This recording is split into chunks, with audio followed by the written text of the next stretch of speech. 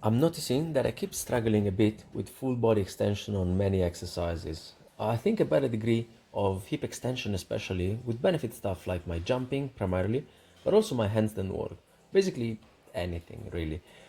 On the kneeling box jumps, for example, I do see that after the initial hip thrust into the takeoff position, I'm still a bit hunched over.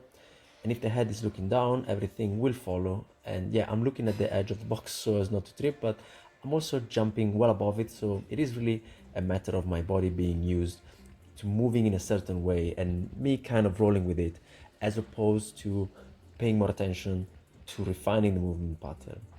Every little thing counts when consistency in showing up and getting the work done is not the issue.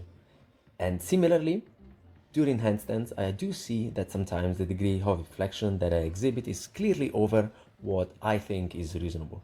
Of course, I don't expect to be in a perfectly straight line as the spine is naturally curved. It's just that every time I am unable to extend my thoracic spine a little more, the lumbar spine needs to accommodate for that, and the next joint to be affected are the hips, which need to flex a bit more to maintain vertical. So when I talk about hip extension, I am aware that it's a chain and a weakness at any point will more likely manifest elsewhere as well.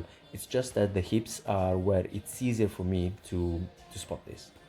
And talking about the hips, I do feel that there is a bit of stiffness in the frontal part. So if the hip flexors aren't too flexible, the posterior chain will always overpower them. And as a naturally more hip dominant guy, I think that it's normal that I should do more work, relatively speaking, to counterbalance this tendency. Oh, by the way, in this session, I introduced some unilateral jumping work.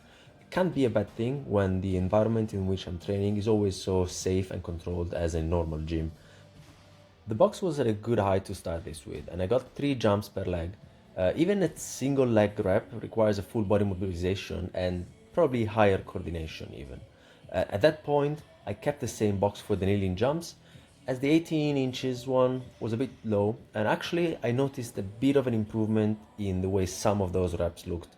I think that having a higher target subconsciously ends up pulling a higher force output, which is a good thing on one end, but also created a bit of a barrier with the risk of tripping if the obstacle is too high, which is why I also do these without any obstacle, even if the best option would probably be to have access to hurdles, in which case uh, I would be able to combine the benefits of both variations with none of the flip sides, basically.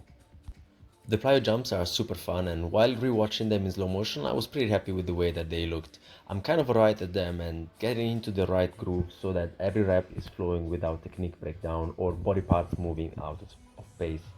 Despite my phone being a bit low on the floor, I had the box next to me to kind of serve as a reference point, and most of those jumps were at about the same height of the box. Being it mainly a reactive exercise, I don't have much ground contact time, so all of the energy that goes into the jump is elastic energy stored in the tendons, really. When it's like that, I'm glad to see that I'm doing a decent job. Where things have a large margin for improvement is the approach jumps still. Going back to the topic of hip extension, this is especially where I noticed the lack thereof. It is a very short approach, just a couple of steps, but I clearly see a really good degree of extension on my back leg on the first ride, the very first ride. Then the next one that ends in the penultimate step is much more conservative, both in the back leg extension and front leg aggression. So that I am basically decelerating already during the most important part of the transition. The last part is decent, as there is a quick release and the takeoff verticality is there. It's just that it could be so much better if I was developing more acceleration instead of curbing it. I need to show a bit more courage in there. And the session ended with the shoulder work, which in hindsight I should have put at the beginning like the week before because it wasn't great. I did try and experiment putting that after the jumps, but the next time I'm gonna put it back at the start. It's better to get the weight work in before the nervous system gets fried by the jumps, especially since it's upper body stuff anyways, so it won't get in the way of the lower body. Live and learn. Ciao.